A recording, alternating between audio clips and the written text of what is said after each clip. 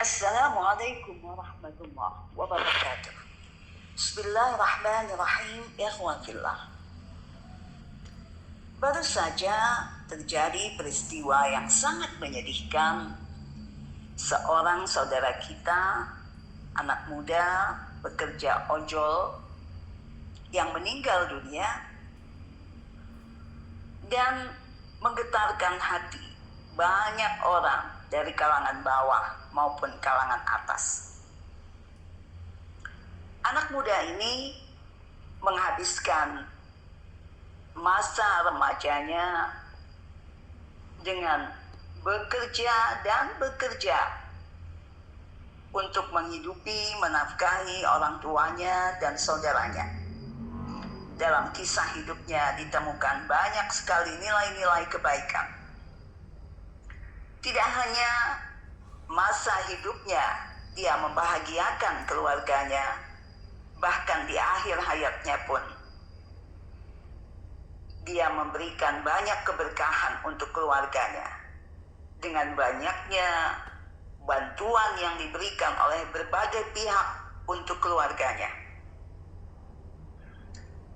Meninggalnya sosok ini saat dia sedang mencari nafkah untuk keluarganya, orang tuanya dan saudaranya.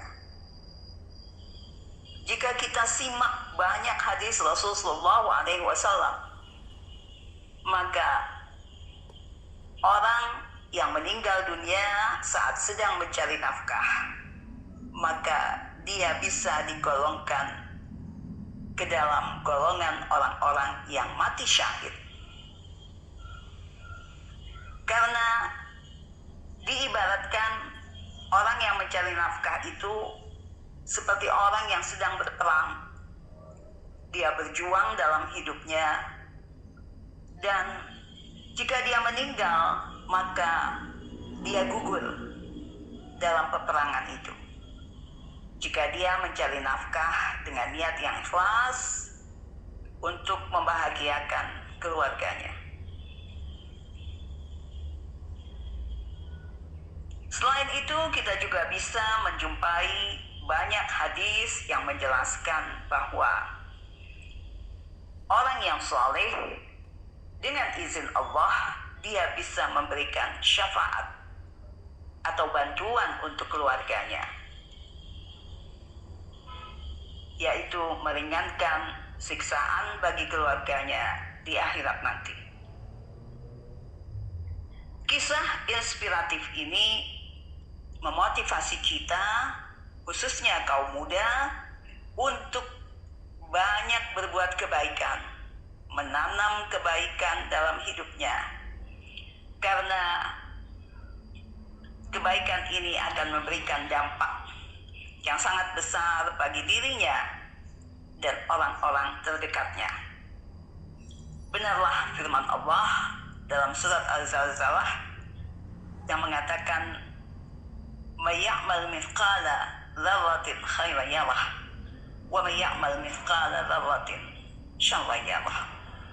Barang siapa yang melakukan kebaikan mithqala dzarrah, menurut para mufassirin, para ahli tafsir, diartikan sebagai atom karena sangat kecil. Dimaksudkan adalah perbuatan baik sekecil apapun, bahkan sehalus debu, itu tidak akan sia-sia di sisi Allah. Akan mendapatkan balasan yang setimpal. Tidak hanya di akhirat, bahkan di dunia pun mereka akan mendapatkannya. Dan demikian juga sebaliknya.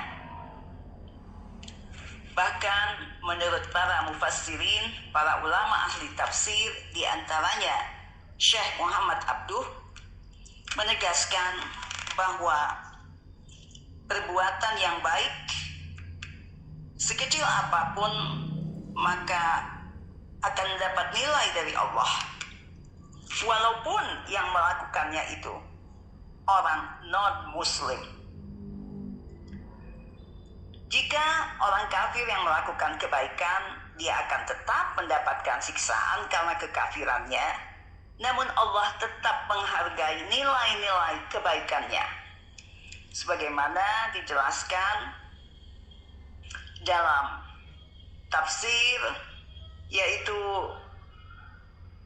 seseorang yang bernama Hatim At-Tai, seorang dermawan Arab yang beragama non-muslim.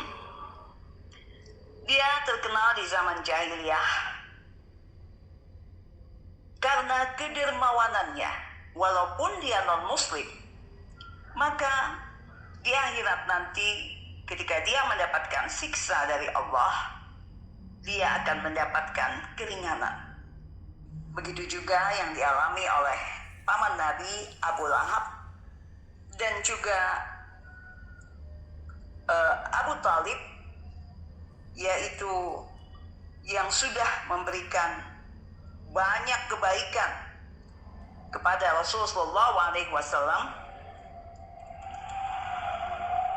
maka Allah tidak menyia-nyiakan kebaikannya itu. Contoh lain, Thomas Alva Edison, yaitu penemu alat-alat listrik, walaupun dia pun non-muslim, akan tetapi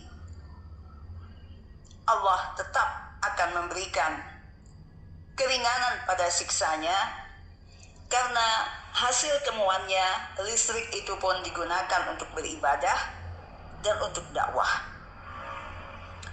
Jadi sekecil apapun kebaikan itu tidaklah akan sia-sia. Karena itu mari kita manfaatkan peluang-peluang yang diberikan oleh Allah dimanapun kita berada, apapun profesi kita. Jangan segan untuk berbuat baik, karena Allah pasti akan memperhitungkannya. Allah akan memberikan balasan yang setimpal, tidak menunggu di akhirat, bahkan di dunia pun insya Allah kita akan menikmati hasil dari amal baik kita. Wassalamualaikum warahmatullahi wabarakatuh.